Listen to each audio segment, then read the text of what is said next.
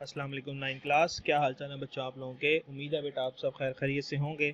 आप लोगों को मालूम है बेटा कि आपके यूनिवर्सल हाई स्कूल ने आप लोगों के लिए ऑनलाइन क्लासेस स्टार्ट की हैं ताकि आप लोग अपनी पढ़ाई घर पर बैठकर कर सकें। उसी सिलसिले में बेटा आज हम बायोलॉजी पढ़ेंगे और जो कि लेक्चर हमारा है लेक्चर नंबर 25 है और चैप्टर नंबर 4 को ही कंटिन्यू करेंगे। हम आपको याद हो तो हमने एनिमल टिश्यूज़ को स्टार्ट किया था और लास्ट टाइम जो है हमने टाइप्स ऑफ टिश्यूज़ पढ़ना शुरू की थी। तो उसी सिलसिले में आज हम कनेक्टिव टिश्यू और मसल टिश्यू के बारे में पढ़ेंगे।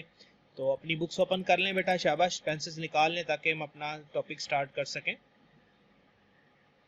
वेरी गुड बेटा, उम्मीद है आप लोगों ने अपनी बुक्स ओपन कर ली होंगी, पेंसिल्स निकाल ली होंगी। चलें बेटा स्टार्ट करते हैं। सबसे पहले है कनेक्टिव टिश्यू। देखें कनेक्टिव टिश्यू, कनेक्टिव का वर्ड कनेक्शन से निकला है, जो दो चीज़ों को या दो से ज़्यादा चीज़ों को आपस में क्या करता है, जोड़ता है। तो आगे देखिए उन्होंने लिखा हुआ है as the name shows connective tissues serves as a connecting function.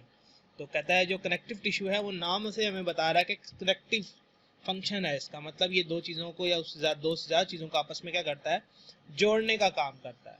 It supports and binds other tissues, क्या कर रहा है, ये सपोर्ट प्रोवाइड कर रहा है और दूसरे टिश्यू को क्या कर रहा है, जोड़ रहा है। Unlike epithelial tissue, connective tissue has cells scattered throughout an extracellular matrix.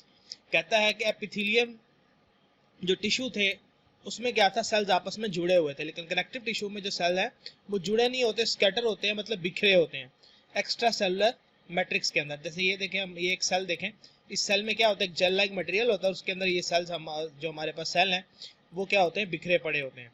ठीक है, जैसे ये कार्टिलेज है तो उसमें देखें ये रबरी मैट्रिक्स है नीचे पिंक पिंक सा, और उसमें क्या है, मुख्तलिफ सेल्स मौजूद हैं। अच्छा जी, तो एग्जांपल देखें, इसमें कहता है common example of the tissue are cartilage.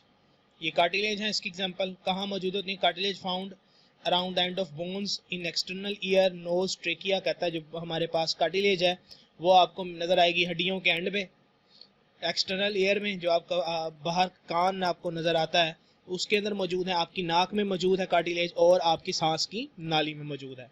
उसके बाद आती है बोन और ब्लड। बोन्स का आपको पता है, ब्लड का भी पता है। ब्लड याद रखें एक कनेक्टिव टिश्यू है, ये एमसीक्यू है बेटा, काफी इंपॉर्टेंट है। Blood is a connective tissue, ठीक है, ब्लड क्या है, एक कनेक्टिव टिश्यू है। बोन क्या है, एक कनेक्टिव टिश्यू है, ठीक है। साथ ही साथ कार्टिलेज भी क्या है, एक कनेक्टिव टिश्यू है। आगे देखें है एडिपोज टिश्यू। एडिपोज टिश्यू भी कनेक्टिव टिश्यू है। Found around kidney under skin in abdomen, is also the type of connective tissue. It provide energy and support organs. अब एडिपोज टिश्यू क्या है, हमारे पास खास किस्म के टिश्यू होते हैं, ठीक है। ये समझ लें चर्बी वाले टिश्यू है, एक किस्म के, जैसे चर्बी होती है ना, तो ये चर्बी की तरह के टिश्यू होते हैं। ये क्या इंसुलेशन का काम करते हैं, प्रोटेक्शन प्रोवाइड करते हैं, हमारी स्किन के अंदर होते हैं, किडनी के बाहर होते हैं, तो हमारे क्या करते हैं, प्रोटेक्शन प्रोवाइड करते हैं। साथ ही साथ इनमें चर्बी है तो एनर्जी प्रोवाइड करेंगे, ठीक है, तो प्रोटेक्शन है, और साथ ही साथ ये क्या करते हैं, सपोर्ट भी प्रोवाइड करते हैं। तो नेक्स्ट चलते हैं हम बेटा, उसके बाद हम आगे चलें तो हमारे पास नेक्स्ट आते हैं मसल टिश्यू। तो मसल टिश्यू की बात करें तो ये लिखा है muscle tissue consist of bundles of long cells called muscle fibres. कहता है जो मसल टिश्यू है वो लॉन्ग सेल्स के बने होते हैं, इन लॉन्ग सेल्स को हम मसल फाइबर्स कहते हैं। ऐसे लंबे लंबे बेटा आपको सेल्स नजर आते हैं, ठीक है, ये देखें ये लंबे लंबे सेल्स हैं, तो इनको हम मसल टिश्यू कहते हैं। कहता है it is most abundant tissue in animal, ठीक है। कहता है ये सबसे ज्यादा जो अबंडेंट है वो टिश्यू है एनिमल्स में, सबसे ज्यादा पाए जाने वाले टिश्यू कौन सा है, मसल टिश्यू है। The cells of this tissue have ability to contract. और कहता है कि ये जो मसल्स हैं, इनके जो टिश्यू हैं, इनकी एबिलिटी है कंट्रैक्ट होते हैं, मतलब सिकुड़ जाते हैं। तो they are of three kinds, इनकी तीन इकसाम है। सबसे पहले हैं स्केलेटल मसल्स और striated muscles. Skeletal muscles skeleton से निकले हैं, स्केलेटन में मौजूद जितने भी मसल्स हैं वो हमारे स्केलेटल मसल्स कहलाते हैं। They are attached to bones, हड्डियों से जुड़े होते हैं। Their cells are striated, striated का मतलब होता है धारीदार, स्ट्रिप्ड होते हैं, ठीक है। ये देखें, ये आपको स्केलेटन टिश्यू मसल्स नजर आ रहे हैं, इनके ऊपर देखें ये लाइनें हैं, ऐसे धारियां बनी हुई हैं वर्टिकल, ठीक है, तो इनको हम धारीदार मसल्स कहते हैं। एंड कंटेन मैनी न्यूक्लियाई, उनमें एक से ज्यादा न्यूक्लियाई हो सकते हैं। They are responsible for movements of bones, ठीक है, और ये किस लिए रिस्पॉन्सिबल कहता है, हड्डियों की मूवमेंट के लिए रिस्पॉन्सिबल होते हैं। और याद रखनी है बेटा आप लोगों ने ये बात के जो है ना, ये तीन, इनके दरमियान डिफरेंस भी आ सकता है, ठीक है। तो ये अलग अलग पॉइंट्स, आपने तीन तीन पॉइंट्स हैं सारों के, तो तीन तीन पॉइंट्स आपने आमने सामने लिखकर डिफरेंस के तौर पे याद करने हैं। ये तीनों डिफरेंस में आ सकते हैं। और लॉन्ग क्वेश्चन भी आ सकता है कि write an order muscle tissue and its types. अच्छा जी, उसके बाद स्मूथ मसल्स हैं बेटा, are found in walls of alimentary canal, urinary bladder, blood vessels, कहता है जो स्मूथ मसल्स हैं ये हमारे पास कहाँ पे मौजूद हैं, एलिमेंट्री कैनाल खाने की नाली में, यूरिनरी ब्लैडर मसाने में, और ब्लड वेसल्स खून की नालियों में।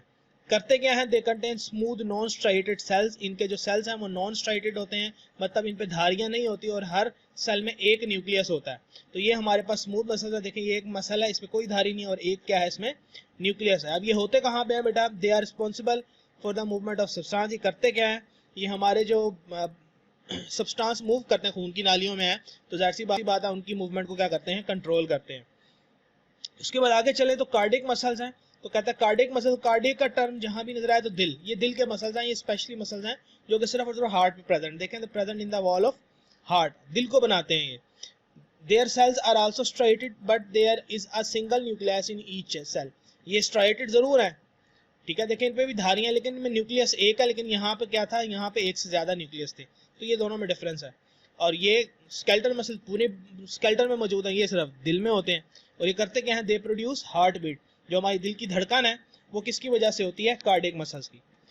आगे चलें बेटा, तो ये थोड़ा सा हमारे पास एमसीक्यू के लिए है। Skeletal muscles are voluntary action, voluntary action और इनवॉलंटरी एक्शन। वॉलंटरी एक्शन क्या होता है बेटा, ऐसा एक्शन जिसको हम खुद कंट्रोल कर सकते हैं, मैं अपना हाथ मूव करूं तो मैं खुद कर सकता हूं, तो ये मेरा वॉलंटरी एक्शन है, ठीक है। इनवॉलंटरी एक्शन क्या है, फॉर एग्जांपल मेरा सांस लेना, अब मैं सांस लेने को कंट्रोल नहीं कर सकता, मैं जितनी देर चाहूँ रोक लूँ मेरा सांस नहीं रुकेगा, एक वक्त आएगा हमारी बॉडी मुझे फोर्स करेगी कि मैं सांस लूं, तो इसको हम क्या कहते हैं, इसको हम क्या कहते हैं, इनवॉलंटरी एक्शन, ठीक है।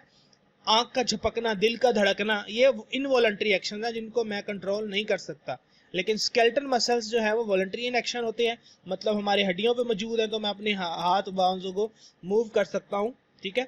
तो स्मूथ और कार्डियक मसल जो है इनवॉलंटरी एक्शन होता है इनका, इनको हम कंट्रोल नहीं कर सकते। तो ये आपने एमसीक्यू के लिए याद रखना कि वॉलंटरी एक्शन किसका है और इनवॉलंटरी एक्शन किसका है, ठीक है बेटे। तो ये हमारा आज का टॉपिक था, ये लॉन्ग क्वेश्चन है, साथ ये कनेक्टिव टिश्यू वाला शॉर्ट क्वेश्चन। उम्मीद है आप लोगों को समझ आ गया होगा बेटा, आप लोगों ने इसको अच्छे से याद करना है। और हमारा जो अगला लेक्चर होगा, लेक्चर नंबर 26 इंशाल्लाह, उसमें हम पढ़ेंगे नर्वस टिश्यूज, ठीक है। और फिर हम स्टार्ट करेंगे प्लांट टिश्यूज को, तो एनिमल टिश्यू जो है हमारे नर्वस टिश्यू पे क्या हो जाएंगे, एंड हो जाएंगे, ठीक है बेटे। अपना ख्याल रखिएगा, अल्लाह हाफिज।